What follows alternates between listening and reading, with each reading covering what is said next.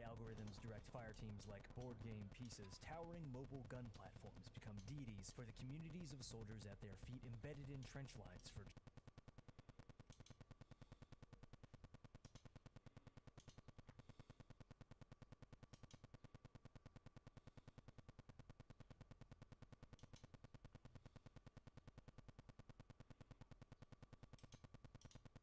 generations. Megacities are raised and then rebuilt overnight by 3D printers, the original shape and meaning of structures and monuments becoming warped, skewed by the hellfire around them. The line between weapon and man has been blurred. War itself is a symbiotic organism of flesh, steel, and gunpowder. You are in the middle of it all, and you're not on either side. The elevator pitch for this game is basically that. You're not this guy, you're this guy. And to be honest, while the idea of being a small scavenger in the middle of a big war is cool, it only slightly piqued my interest when these developers first contacted me. It wasn't until I sat down with them, really got to understand who these people specifically were, what it is that they were building and why, that my mind began to be blown. A game born from the ashes of once great AAA studio systems, a game which is as much an allegory for modern war and conflict as it is the changing face of art and game development itself. This is the Forever Winter.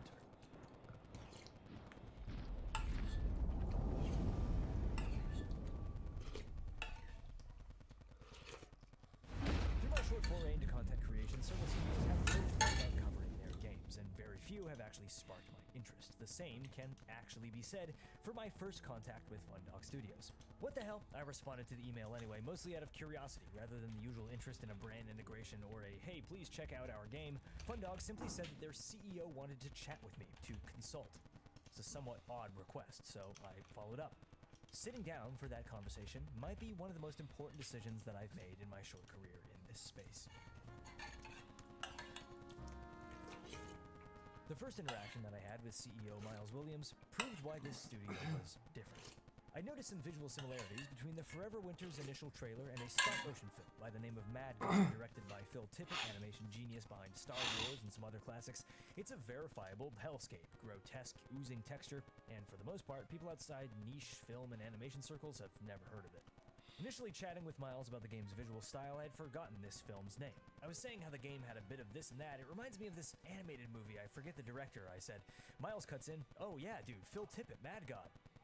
I was legitimately taken aback. It felt like Miles had read my mind. But this has been what every conversation with the members of the Fundog Studios team has been like for me. A team that is so wired into a specific Welcome to my channel. So locked into Mark an Sync. aesthetic quality of 90s Welcome to my anime, channel. heavy metal model kit Ashley aesthetics that Page. happens to be exactly Welcome to my taste and channel. sense of style. A sense of style that you don't really see very often anymore.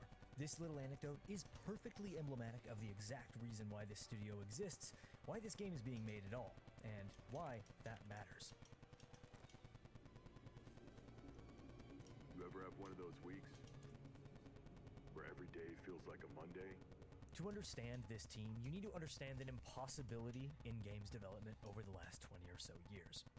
This studio is made up of artists, designers, and creatives who've worked in the AAA industry for decades, who've seen what it does to art.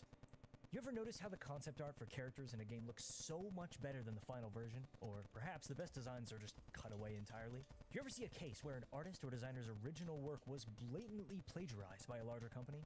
The aversion to taking risks and bringing new ideas to the table, the necessity of following trend and approachability. Welcome to my channel. The point isn't to say that Scorpio. AAA games are all bad, or that the Welcome devs to working my within channel. that system aren't capable of crafting fantastic works of art. Quite the opposite. But in order for artists to carry their ideas, themes, and goals through that system intact, the stars need to align. With tools like Unreal Engine 5 and the possibility of remote work, a window for talented people to carve their own niche without relying on the support of AAA, but also without its bureaucracy and restraint. For these industry vets, it was now or never. That frustration, however, it's not just the origins of this studio. It's also woven into the very world and tone of the game itself. The game is about scavenging, but mostly it's about being the little guy. Surrounded by giants all fighting their own war that'll stomp you out, cut you down as easily as it'll pass you by, unaware of your existence if you're lucky enough. You make your way in between the flames, picking up what scraps you can and using them to build yourself up bit by bit. Get too strong though, step out of your league, and there will always be a bigger fish ready to remind you of how small you are. I don't think that I could make this analogy any heavier-handed. Rayo Lyra, one of the lead concept artists and lore masters of the Forever Winters universe, told me that to him at least, the devs are the scavengers. They pick up what scraps they can from the industry, tools that would otherwise bring their demise, and if they're fortunate and driven enough, they'll be able to use what they can to craft something that is true to their ideals, that helps them through this war. These ideas and themes of the Forever Winter actually date almost a decade back, in times before generative AI or industry-wide layoffs, and it all feels chillingly prophetic now.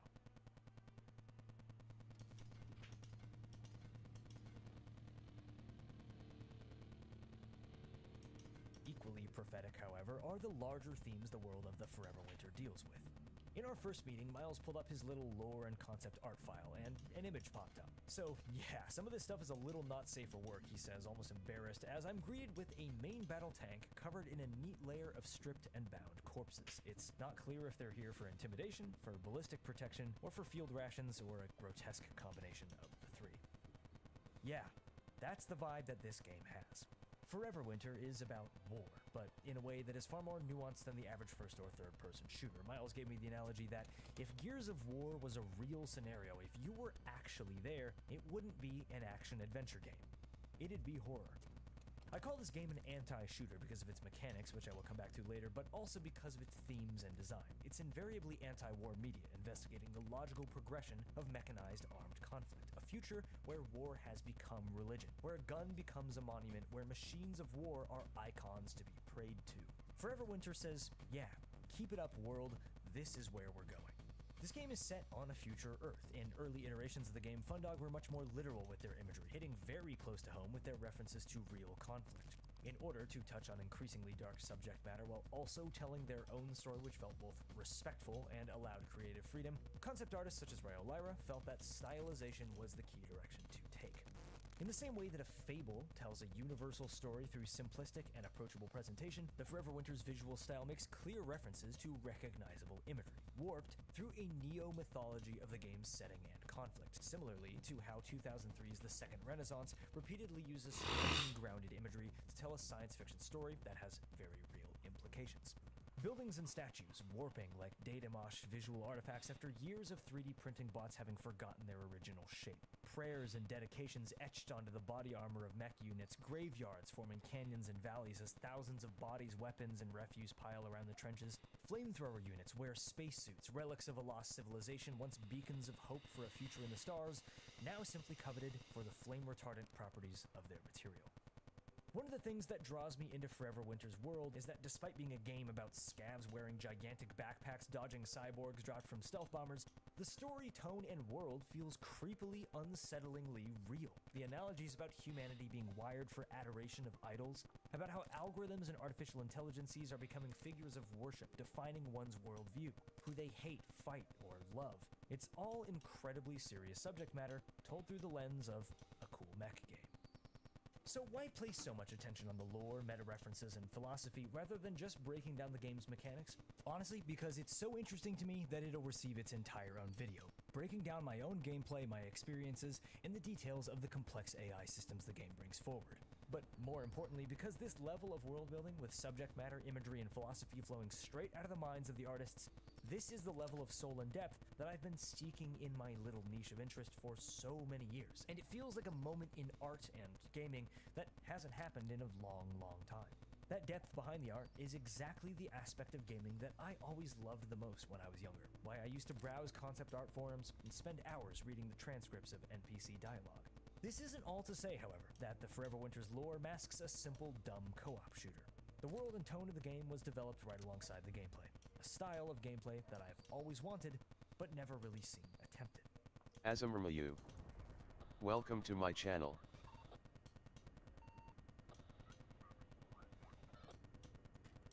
One of the core ideas beyond that you are not this guy, you are this guy, is a concept that Miles likes to call combat voyeurism.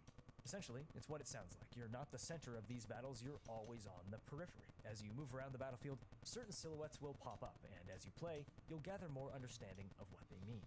There's two MBTs. There's a Eurasian strike team backing up an EXO. There's a group of European Eodians, cyborgs. There's a duo of Euruscan Olgas.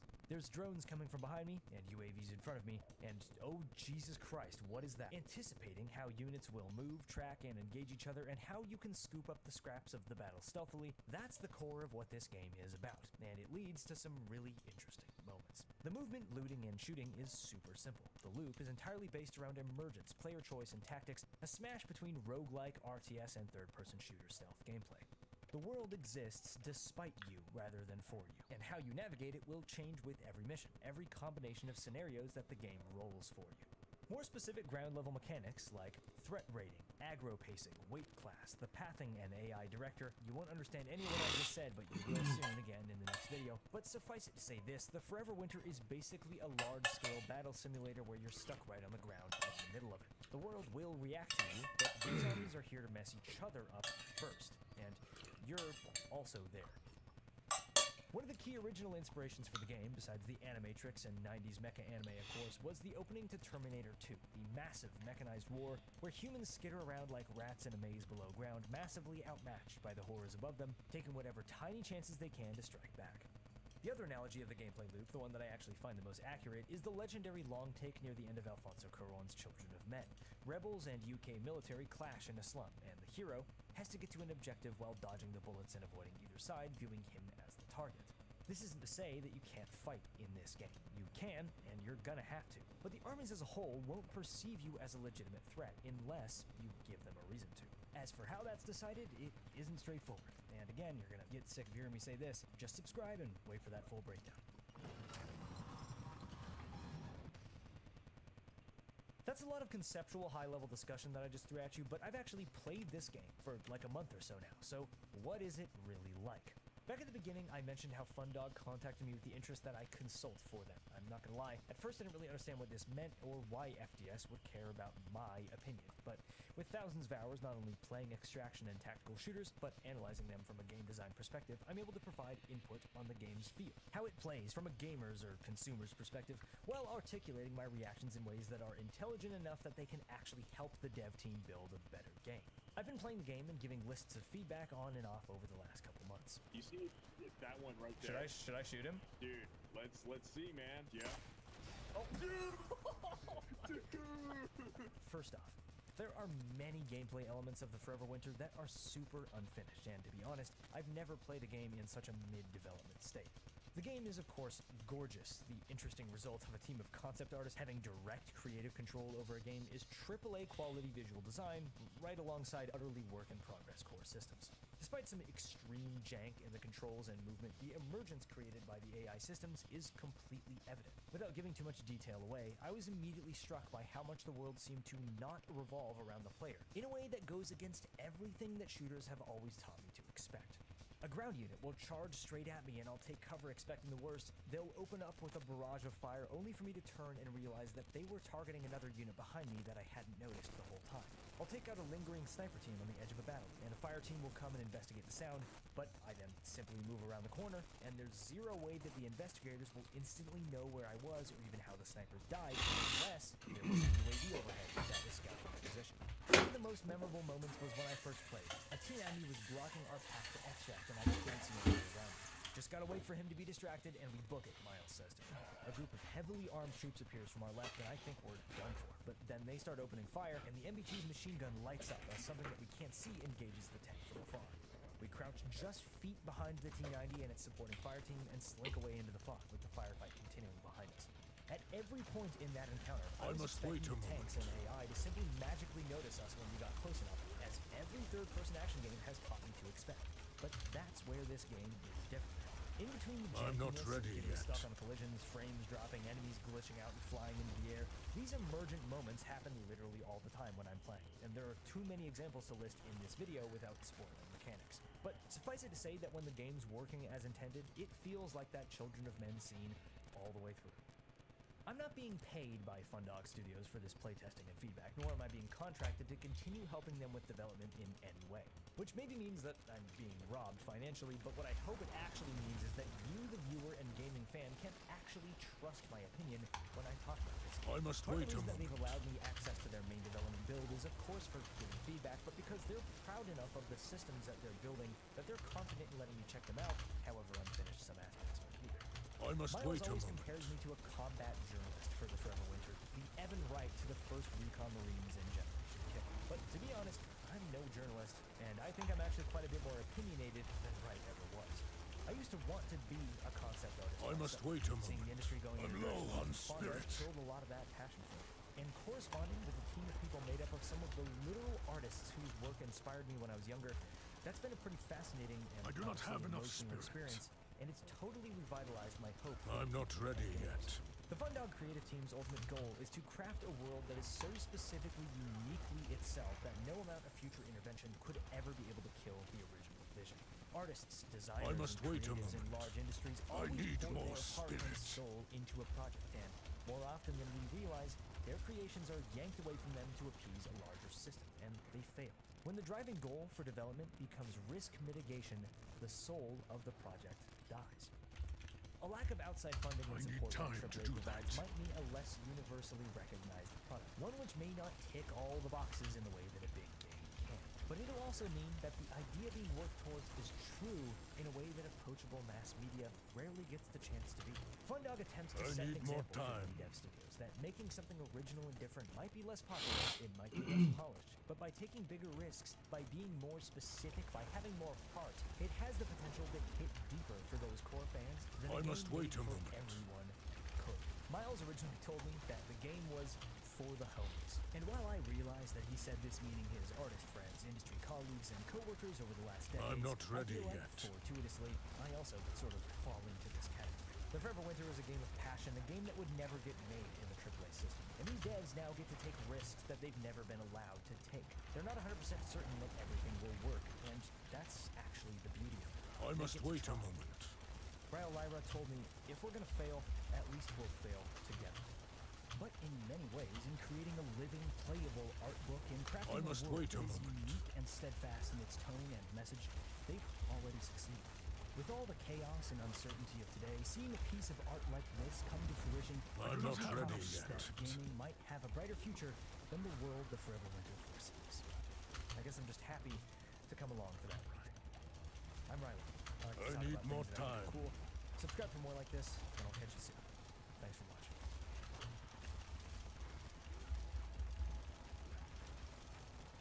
I'm not ready yet. I'm out of spirit.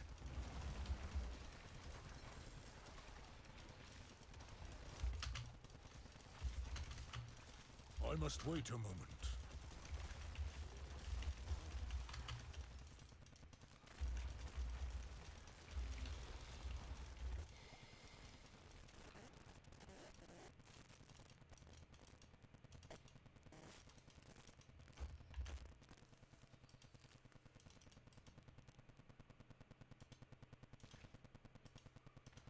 This is Jonathan Ferguson, keeper of firearms and artillery at the Royal Army's Museum in the UK, which houses a collection of thousands of iconic weapons from throughout history. And on this week's must episode, in wait a anticipation for Black Ops 6, he's taking another look at the guns of Call of Duty Black Ops Cold War. A pleasingly ordinary looking Papasha looks pretty good, you'd expect it to. In this time frame, this is still a very competitive weapon. And just as I'm getting all enthusiastic about it, Dave shows me this absolute abomination. We've got plenty of I other must wait a episodes looking at moment. the weaponry of Call of Duty, so make sure to subscribe to check those out, and let us know what other games you'd like to see us cover in the comment section down I'm below. low on Right, spirit. over to Jonathan. I must wait a moment.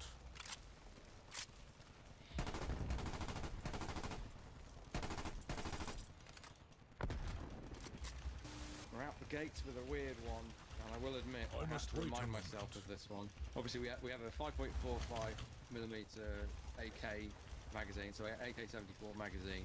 There's a dimple in that lower receiver that reminds us of I must wait the a moment. AK-74, the AKM, but there's precious little else about this thing that looks Kalashnikov, and that's for a good reason. This is an obscure, super obscure, prototype only Armenian automatic rifle or assault rifle, I'm not whatever you want to ready call yet. it. It's actually very. I'm smirking only because they've included this thing that almost doesn't exist, but it's actually really interesting. It's a lever delayed I must blowback wait a system, moment. so it has no gas system, which makes it lighter.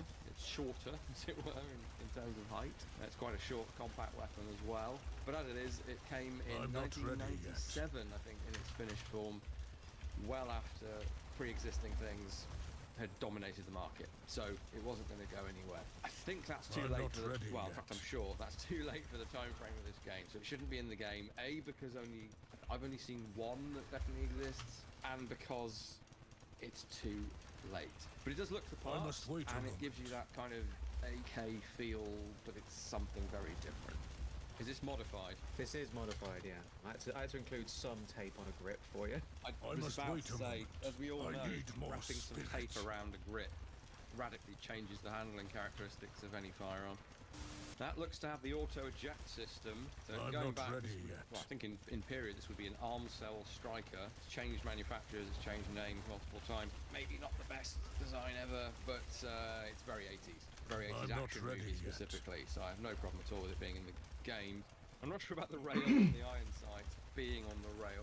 It looks like they've put a Picatinny on it, but just spaced out I the must grooves wait a to make it look more like moment. a Weaver type rail, but or the classical Weaver rail of the era, which just had a couple of slots in it because it was just designed for optic on, I'm optic not off. ready It wasn't yet. for different positions. I did time it, not that it was really necessary, but it is much faster to just die and respawn than it is to reload this thing from empty back to full.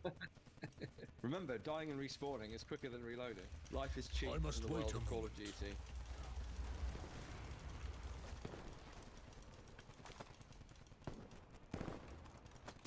Another very interesting Cold War firearm.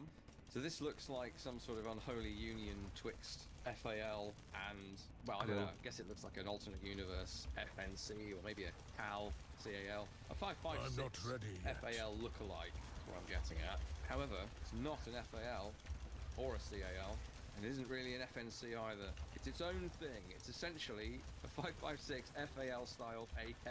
If you see this thing stripped, it has the classic long stroke piston carrier I'm and not rotating ready bolt yet. of an AK. But the receiver design is completely different, of course. So this is Argentinian, sorry, Barra 83. That red dot sight's far too compact for this time period. The lines look quite nicely not vintage, ready but yet. it's very, very small. And we have Picatinny rail there as well on that rail adapter. Remind me of the year here, Dave. Call of Duty Black Ops Cold War is set in 1981. Absolutely not. No, the sight is completely off for that. The rifle itself is a couple of years too new as well. And Picatinny rail, new. He could achieve the same cool Cold War-y look and make it period I'm correct. not ready So you yet. should.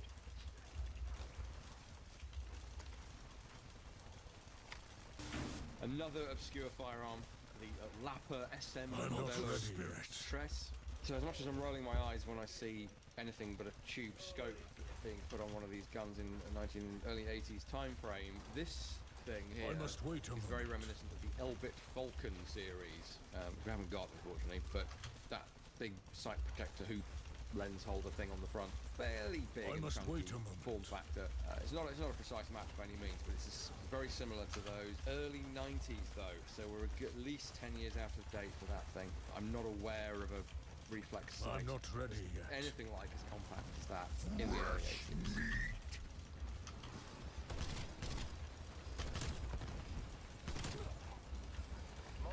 I'm not ready yet.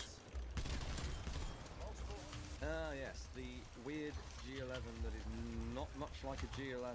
I still don't know why they so I radically need more changed time. it. It's a cool design. It clearly evokes the G11, but it's just so different. I mean, notably the magazine not being on the top front there. I mean, it must be nice for I'm artists not to be able ready. to Not just have go enough wild and spirit. come up with something completely original. Me being me, I always prefer the real thing. We're back to the old sight protector problem here. So that rear sight is I'm not sticking ready well yet. up out of the carry handle, as is the front sight. So if you drop that on its top, you have at least lost zero and possibly even destroyed your ability I must to wait aim. a moment. Now, going back in time here to a proper G11, and it's a shameless opportunity to give you a sneak peek of this. Don't get too excited. I must wait This a isn't moment. ours. This is borrowed from well, you know who you are. Thank you very much. It's great just to have it in hand, frankly. There is that crank I need time to do cocking that. handle. Sadly missing the flap you actually get hold of, but that's the same feature there. We've got the magazine on the front here, I'm not ready and I yet. think we have the correct, roughly the correct model of G11, because there are multiple. This is, as it says on it, this is the American Advanced Combat Rifle Trial I must wait a moment. version, which is its ultimate kind of most refined form, really. Now, this thing is tremendously complicated, and hopefully you'll all forget that we have it, and I can go I'm into some not ready detail yet. somewhere else about it. As a soldier, as a user of this thing, if your gun stops working, you pretty much want to throw away this bit and just shove on a new one. I must wait a It's moment. very, very complicated, and it would be going back to the factory, I think, to be repaired, refurbished, or whatever. So it would have been a real shift in how they fit into the logistical I'm not chain, as ready it were. yet. Really, really cool to have this in hand. I hope you enjoy it as well. To me, that is the sort of Call of Duty Black Ops weapon. So it's a sort of a shame that it's become the I car must too. wait a It's very moment. cool to sort of see it in real life, but you know, we had to go back to the original Black Ops to. I mean, we basically just did it as an excuse to show it off. Like, we could give that, we could I'm give that not thing behind ready the curtain. yet. It was a cool gun that you had. We wanted to show it off, so we're going to show it off. Yeah. And no disrespect to the designer of the carve, but not a G11.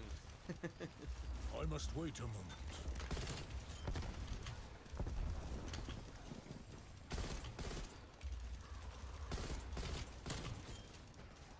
I need more time. Right, bit of vanilla. Vanilla Cold War firearms. M16A2. Looking pretty good to me. Here's I'm one. not ready yet. This is the commercial M16A2, but this is looking pretty good. It even has the visibly long A2 pattern buttstock, the bump on the pistol must grip wait there, a moment. round forward assist button. I won't bore you to death with all of those. And the proportions look correct, i.e. the barrel length. If I was going to get I really, must wait a really moment. nerdy, we actually have a slightly smaller diameter portion here of the barrel that is not. I don't think I've seen that represented on any I must wait a in-game moment. M16A2. So I guess because this is a military firearm with a military designation, we're all good legally speaking, and it's pretty good. I've just noticed the trigger guard area is I must wait a inexplicably tall. It's almost like a built-in Arctic version with a very tall trigger. Could be some weird perspective thing. The only real anomaly for me, one is that it shouldn't exist yet, just the design was basically there by 81, but it's not actually available I'm not yet. ready So, yet. and it's not like it's some super duper prototype thing that's going to give you some great tactical advantage. It's a refinement. This weapon's under the tactical rifle family, which means they're I all must wait sort of a single moment. or 3-round burst. It's being 3-round burst. So is that I exactly why need they've more gone A2? spirit. I mean, yes, I don't know which way round it's been developed, but yes, absolutely. So the A2 has introduced not one of the ready yet. features, the least controversial feature in that everyone hates it. The 3-round burst was a feature of the A2 rifle as introduced into the US Marines originally, and then I the must US wait a Army moment. a couple of years later, I think 83 and 86. So this might just sneak in depending on which mission you're in or something. Oh, good lord. Okay. I must wait Yeah, a that's moment. actually pretty cursed. The quote flash guard 5.56mm is enormous. Don't know why that's so huge. The laser sight I must is wait a not moment. a million miles away from kind of late 90s. Strap it to the barrel style laser sight, but it's far too small and compact for this era. The original Car-15 submachine gun, yes, it was a submachine must gun, wait a had moment. little triangular handguards a bit like this. That's probably where they've got those from. They don't look good here, I'm afraid. The idea of a pistol grip screwed or bodged to the bottom of must the wait a handguard, that's moment. very authentically 80s, 90s, I like that. The huge quad stack mag is way ahead of its time and is a weird capacity. I'm also not aware ready of any telescoping buffer tube buttstocks of that sort of PDW nature as early as that. I'd be amazed. Maybe someone bodged one together I in must wait the a early moment. 80s, but I've never seen one. Yeah, a little weird. What's with 16.3-inch barrel as well? And how is a barrel rapid fire or not? This whole thing is confusing. And I haven't even mentioned the I must wait a giraffe moment. pattern. I have a new emotional support weapon.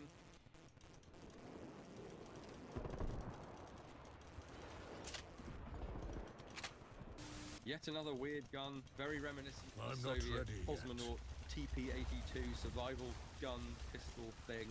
Can't compare with a real one, but the design is actually quite different. As far as I know, this thing's long out of production. I Can't must wait a imagine moment. time-traveling Soviet lawyers are going to come knocking on your door for replicating the real thing. So, as ever, not sure why it's so different. Essentially I'm not functions ready like, well, yet. like the classic sawn-off double-barreled thing. Undeniably cool. Without the 545 barrel of the TP-82 as well, it's just I must wait a Soviet moment. double-barrel shotguns. Because every Call of Duty needs a double-barrel shotgun, really. Good point. The TP-82 is a sort of a Zwilling kind of concept of shotgun and survival I must rifle wait a moment. slash self-defense I do not weapon. have enough Or defense weapon spirit. against large bears and that kind of thing. So to only have the two, it may as well be Mad Max, really. I must wait a moment. Target's down. A pleasingly awesome-looking Papasha. I must wait a Pretty moment. good. You'd expect it to.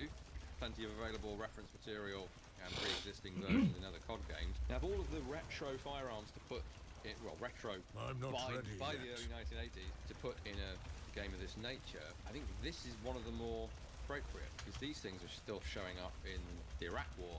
They're still must showing up wait in a Ukraine. moment. In this time frame, this is still a very competitive weapon. The round penetrates well, very high rate of fire, very controllable. And just as must I'm wait getting a all moment. enthusiastic about it, Dave shows me this absolute abomination. Always makes you feel bad when you're in the middle of your enthusiastic chat about a gun and then something like this pops up. Not bad enough to not do it again, though. You could barely detect the Papasha under I'm all of not this. ready yet. That's clearly meant to be a polymer stock, so that's replaced. I guess the core action would still be the real thing, and then everything else is stuck on top. That drum mag makes me weep. I hate those legendary type weapons. I must wait a moment.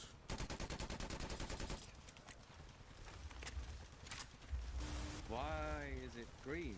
So the only way I could unlock this was by buying a I'm not blueprint ready and then yet. taking all of the extra guff off. I couldn't get rid of the red pieces and I couldn't get rid of the green traces. So just ignore that. I must Oh, wait a come to the moment. trouble of going underwater. In case you're wondering what I'm talking about, this is loosely based on the Russian APS underwater assault rifle, I'm not although the ready magazine yet. on it makes it look more like the Chinese equivalent of it. Now, I actually got my hands on one of these. Really interesting gun.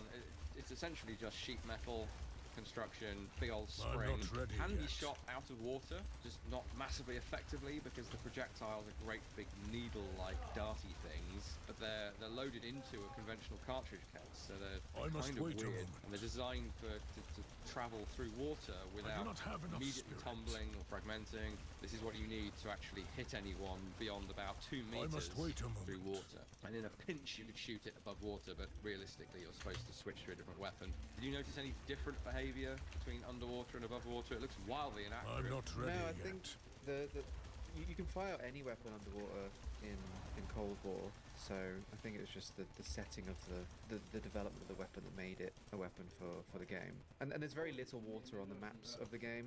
Yeah, it's not really a gimmick it played into. But no, in Cold War it was just a pretty bad assault rifle. I'm not ready yet. Ah, the Stoner 63. Very time period appropriate. The Navy SEALs hung on to these things until, I think, the mid-80s at least. So it's a 5.56, lightweight, high rate of fire, light machine gun. So I have one here. I'm not ready yet. This is the XM207 E1, which appears to be what we have here, I think. So this was actually, that XM designation is US Army. So this I was must wait a moment. US Army Special Forces troop trials. I don't know how much combat use they actually saw. The SEALs were the main actual users of them. However, I have seen photographic evidence of Navy SEAls with this barrel length, so it makes sense. They would have had access to the various Lego parts to convert this into whichever gun I they must wanted. wait That's the a whole point of moment. this modular system designed by Eugene Stoner of AR-15 fame. It stands to reason. They get them with the long barrel. A lot of them are going to swap them for the shorter barrel I'm not to make ready it even yet. more compact and lighter. No bipod, you'll notice on this one. And again, I don't think I've seen SEALs in Vietnam with a bipod. This is not intended for use as an LMG in the traditional I'm sense. not ready yet. This is what we've now called, or the market has now called, an assault machine gun. So a light machine gun designed for firing offhand. I'm not ready yet. I'm out of spirit.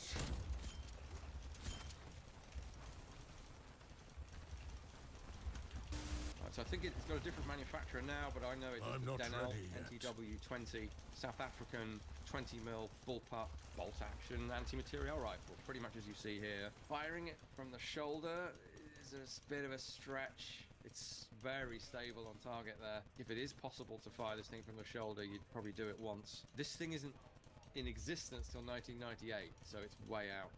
Really quite odd left-hand bolt there. Don't think there's anything else in the game, or any other recent COD game, has the bolt on the wrong side and the magnet therefore on the wrong side. not Don't know ready why yet. that would be. Now I call this a bullpup. It's actually quasi-bullpup. The magazine is forward of the trigger.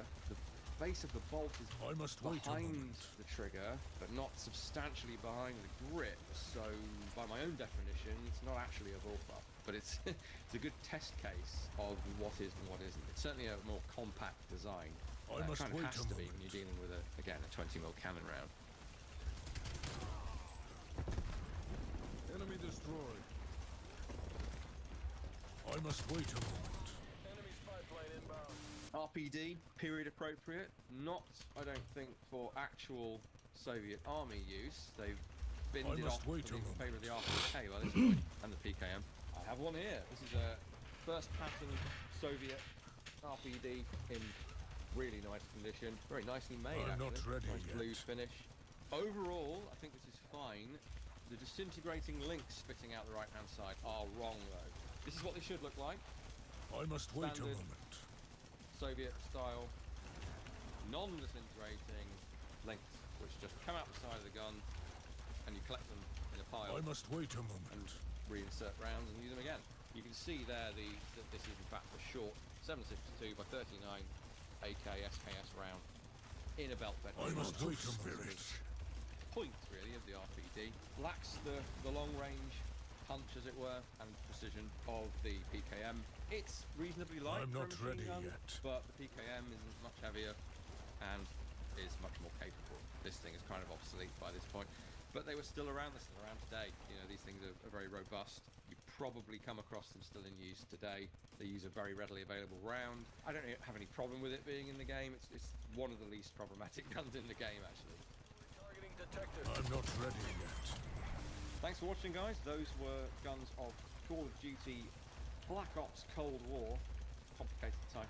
I will get around to playing that one day. As I'm ever, not please do ready check out yet. our Royal Armouries YouTube channel. There's a lot more of guns and me, if you like that sort of thing, over there. And we have our website, social media, and our museums as well. Our Reloaded exhibition of decorated firearms is coming to an end at the end of this month.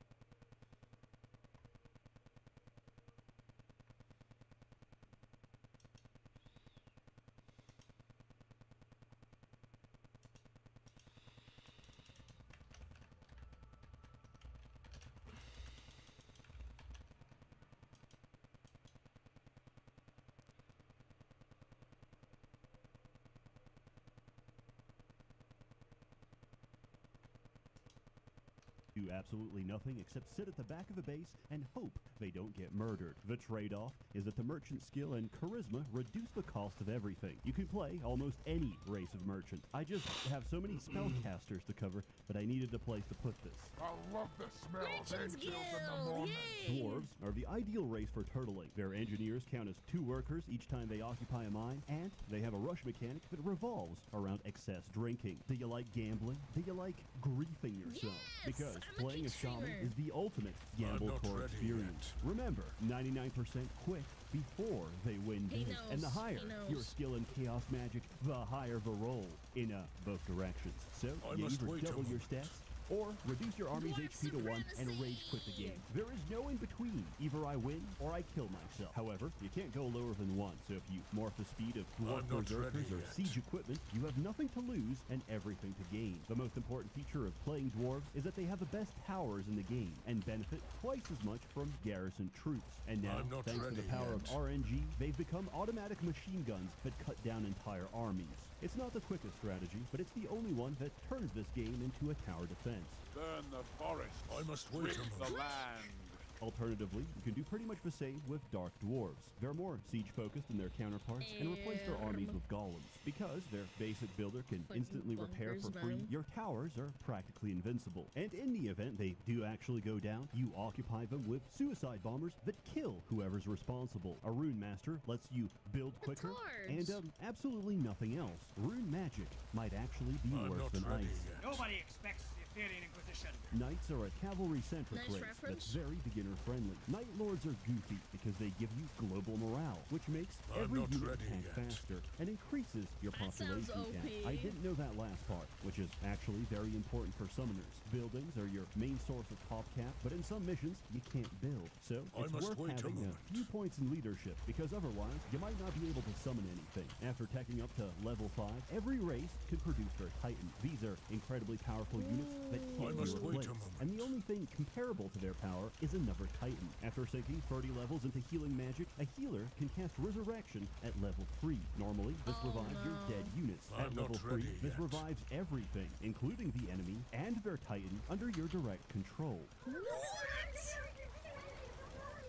Elves are collectively a I must gimmick wait race a moment. designed to filter new players. And there's a very simple reason. Their builders can't occupy mines. Dark Elves at least have a solution to this problem, and it's called slavery. They're the most magically proficient race with a Oh, broad suck a range of love spell it, got traits. it. Assassins can one-tap enemies, blackguards can do sneak attacks, and their heroes have some of the most photogenic portraits. Dark Elf baddie with blood running down her eyes I will must wait a captivate moment. the undisciplined gamer. Men enjoy the goth girl aesthetic because it represents a woman that's externally consistent with her inner state. That is to say, evil. Druids get a lot of Yes. sun. I must wait a Trolls moment. are Evil, good tanks true, and based. faster builders, while unicorns compensate for the race's complete lack of healing. Nature magic isn't insanely powerful, but it's a good mix of everything. Let lesser I'm races not ready beware. yet. Endowed with long life and extreme prejudice, which they describe as pattern recognition, high elves are the canonical quirked-up white boys of Etheria. There's something very poetic I about must wait high a elves moment. refusing lower-class labor, preferring that I summon hordes of demons to occupy their minds instead. A summoner is not only the perfect complement to elves, it's the only one Summoner? that's viable, because we need to gate in a lot of demons to give them time to execute their strategy. All elves produce wisps, which are their basic builder. 4 of these can merge together to form an ancient wisp, which generates crystal each second. The whole point of this race is the endless feedback loop of infinite crystal economy, which only accelerates the longer the game goes. Then you make a bunch I can understand why I've never heard of this game, because this sounds like a Warcraft that's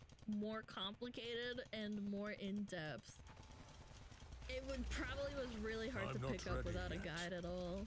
of archers and steamroll everything, because Yeah. a fully upgraded looks like high a elf good army game, has though. almost no answer to it. I've been a bad girl. Wood elves are practically the same race, Excuse me? but Oh. worse. They have the same I'm not problems, ready but yet. bulkier buildings. Their only saving grace is the Dryad, which is the source of all the horny quotes in the game. Oh, yes. Oh, do that again. I'm not ready yet.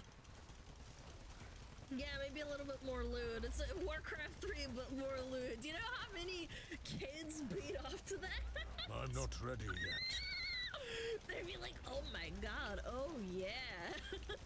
But what if I told you, after theory crafting all of these numerous, diverse, and I interesting must builds, wait a moment. I've been Hot bell elf curved, pixel. because the lowest IQ knuckle dragger will reach the same conclusion as the upper percentile. Just play a warrior. Everything a mage can do, a warrior I must does wait a better. moment. It's in the name of the title. It's called Warlord's Battle Cry 3, not neurodivergent caster that needs 30 levels to get good. Who cares about your exploits when the I'm average not warrior ready will yet. just click a corner of the map and solo the entire mission? His only weakness is running out of health potions, which is why you play a Minotaur. Minotaurs have some of the fewest but I'm not most ready upgradable yet. units in the game. But most importantly, they have sheep. Sheep cost 1 gold per unit and can be snacked on by minotaurs to restore their health. So we flood the map I must with a wait a portable health moment. supply for your one-man army. If you're playing this correctly, you should be able to see absolutely nothing. However, after everything I've been Only through, sheep. I refused to accept this answer. There I must had wait to a be something moment. better. There must. And I think I found it. Coincidentally, Swarm is the first race I ever played because I thought the name sounded cool. And what did I get? I'm not Ants. ready But yet. regardless, we play Swarm because their race has Bugs. access to Constitution, which adds 10 HP per level. Class doesn't matter. Just any caster that has access to arcane magic. I And must now wait we a create the moment. most hyper-specific build possible. 10 points in arcane and dump the rest into Constitution. You need exactly 31 points of intelligence, which gives you 113 mana. The I rest must goes wait to a dexterity because we are pathetically weak and need to outrun the enemy. We require the following items: 2 Fey Hearts, a Wizard's Banner, a Staff of a Master, a Robe of the Archmage, I'm not and most ready yet. importantly, a Paladin's Helm. First, we cast Mana Flow, which stacks with the 2 harps to give us 40. And you know how many hours Seth played this I'm not game ready before he yet. made this video and how many forums he read to figure this out? I cannot imagine doing this. 5% reduced spell cost. Then you cast Empower, I which must increases wait a spell moment. strength by 50%, and Command, which stacks with the Wizard's Banner to increase our area of effect. Destruction is the last spell of the Arcane Spellbook that deals the I must wait spellcaster's a current moment. HP -1 to everything on screen, including Wow. the caster. But because we empowered it, we deal 150% of our HP, which kills us in the process. I'm not unless ready you're yet. under the effect of Life Ward, a healing spell that saves the caster from death. People found out about this, multiplayer was instantly broken, and it was patched out of the game because I'm not healer ready no yet. longer has access to Arcane. That is, unless you're wearing a Paladin's Helm, which has an on-hit chance of casting Life Ward. So we start the game, build a wall, get our hero to attack the wall, and charge his Paladin's Helm. Then we walk up to the enemy, cast Destruction, and walk back with full HP. At level 48 with 610 HP, you can one-shot the strongest Titan in the game. But is it worth it? No, Yes. I did all this so Oh. I can cast one spell, one time, and then have to wait like 10 minutes before I can do it again. I've rationalized myself into a corner, and I'm back to the middle of a bell curve. What have we learned today? Overthinking a 2004 RTS is the peak of being a midwit. Increases your risk of writing video essays, and accelerates your Alzheimer's by expanding the Swiss cheese in your brain. In high school, we used to True. choke each other out during art class to get high. This went on for a while until the teacher caught us. I guess what I'm trying to say with this is Warlord's Battlecry Free is great, mindless fun. And I say this objectively because I have no prior nostalgia. There's clearly a lot of love and passion put into the making of this game. There's little details that still surprise me, like Yeah. how you can load cows as catapult ammunition, which give this That's game a lot of awesome. charm. The voice acting is hammy, the music is beautiful, and the campaign is very replayable. Unfortunately, sometimes the game does crash. This often happens when crossing regions. You get a random encounter, and it fails to build the random map. If this happens, play a skirmish or move backwards on the map, and this will usually fix it. I thoroughly recommend that you don't buy it on Steam. GOG uses official patch 1.0 free, while Steam uses the unofficial patch, which made a very unpopular change. All summoned units come with a timer, and when this expires, they die. This completely destroys a lot of builds, so for the sake of